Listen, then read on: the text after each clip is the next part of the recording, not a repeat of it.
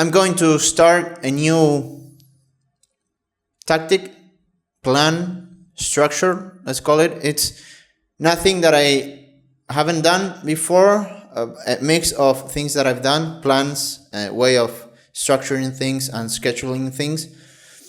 And I think I've already talked about it in a video.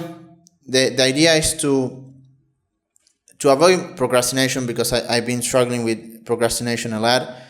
Funny thing is that I think it was last year or 2 years ago, I thought, dude, I've stopped procrastinating completely. I used to procrastinate in college, studying and everything, learning video editing, and at that time, not when I was procrastinating, but when I thought I ended procrastination, I actually procrastinated with busy work, because I wasn't improving my skills, I wasn't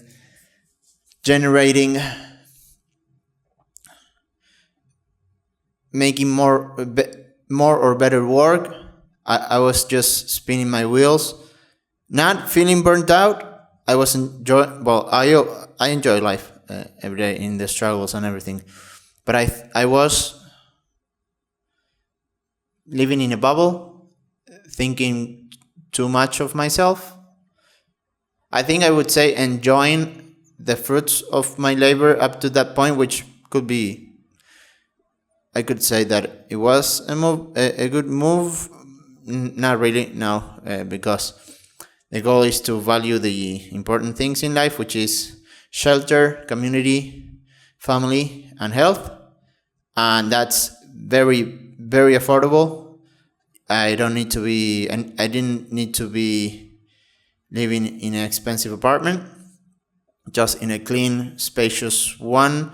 And when I say spacious, that doesn't mean that the living room has to be, I don't know, I want to say in square foot, but I don't know. I use the metric system.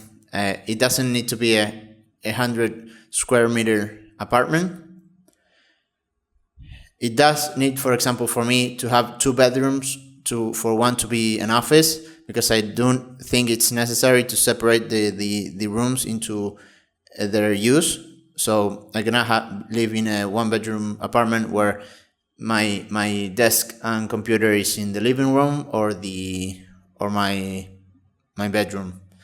There needs to be separation, but it doesn't have to be a huge apartment, just with more walls where I can put where I can technically close the door of my office. I don't close it, but to have that separation. So I want to eradicate procrastination. I don't know if that's possible. If there's always going to be a percentage of procrastination, and obviously resting does not count as procrastination. So I think it's possible to not have procrastination if there's scheduled rest time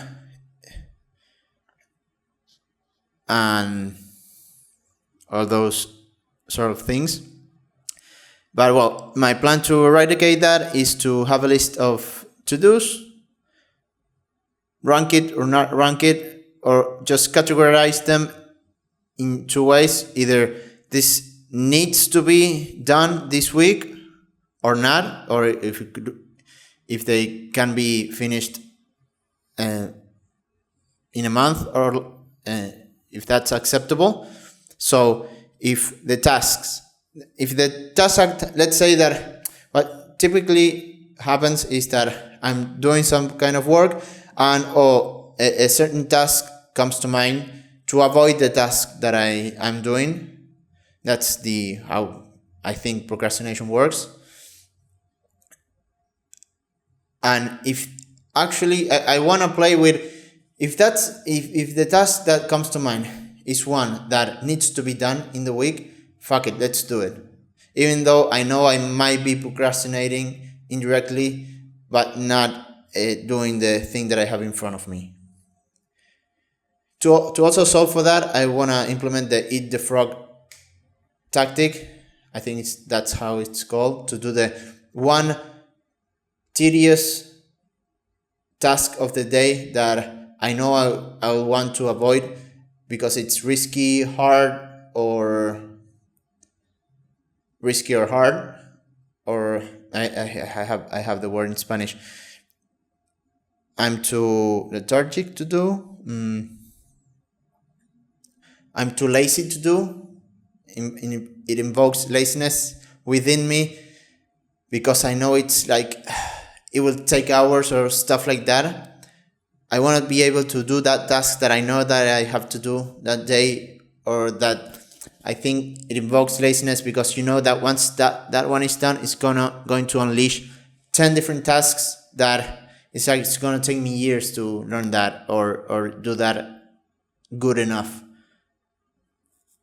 And that's the whole point. That's where you achieve full expertise at something, when you do those kind of things without hesitating, going the long route, which is the only route. There's no other route. So I want to implement that.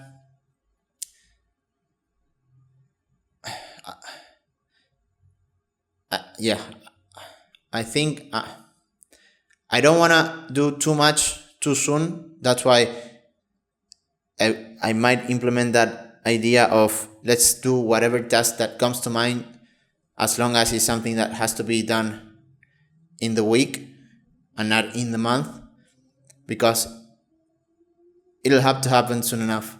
So, and right now, since I don't have too much work, I don't have things like completing assignments or deliverables for that day. So that's why it tends to, when I do have deliverables, I complain about having to do the deliverables and not work in my life on the things that I want to do, like fix my motorcycle and stuff like that, which is usable.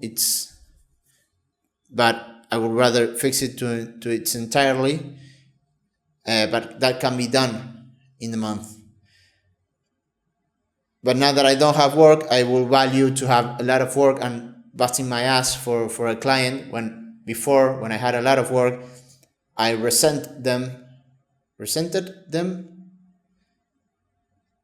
for having to use my precious time towards someone else's dream. But now that I don't have it and I'm not making money, I wish I had that. That's the change, the mindset shift that I want to have from now on, of valuing work, even if it's for someone else, because the work works on me more than I work on it. I'm building templates, building someone else's dreams. I can learn a lot of stuff, and I just want to focus on working my ass off because that's what's fun in life. Pursuing something that I'm proud of. That's why leaving my past client was a good thing, because it wasn't fully aligned with the industries I want to work with, even though I sent them a message to work again with them. Again, I need the money.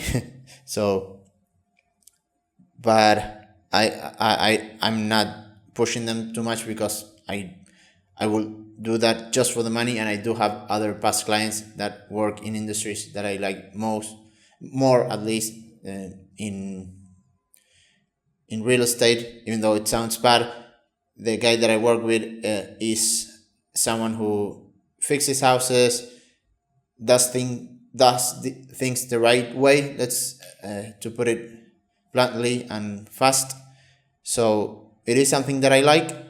If it was something that buying houses to raise the prices and fuck everyone else, I wouldn't like that. But obviously real estate can be done in a good way, even though the industry of the other client that I talking about, that I wasn't aligned with my values, it was in the higher education space, which I dropped out of college. That's what it's like an immediate no for me, because I have a lot of thoughts against higher education. So, but I have other clients past clients that are in the fitness space. Those are the ones that I want to reach out to the most. Funnily enough, I haven't reached out to them yet because of that stupid idealism of doing the task to its perfection, which will never happen. And I, out of fear of failure, fear of failure, I'm not sending that message because I want that message to be perfect. So I get the job. I start making money in an industry that I love. That will never happen. So the tactic that I will implement right now is to have that list of things to do. Whenever my mind wants to do something else and think of tasks to do, I'll write it down. I'll try to rank them, and at first just try to do as much as possible. Log it into my calendar to, at the end of the day, feel calm by knowing that at least I didn't waste time on my phone or doing stupid shit. At least the worst thing I did was doing busy work. But if I have the conscious that it's busy work and I can slowly but surely add more important work every single day until all my days just filled with important work, that's the goal. That's the end goal for life.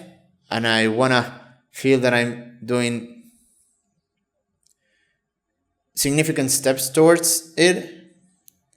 And an achievement around that will be to, start making at least $1,500 a month again, to move out of this apartment, start living below my means again, and see in 10 years, make 10-year plans.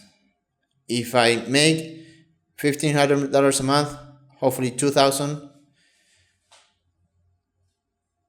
and I work my ass off every single day, I'll be able to think in in decades, and that's what I want. I have confidence in myself that I'll do it. Hopefully, I've said this a lot of times already. Hopefully for next week I can say I did it. That's something that can be done.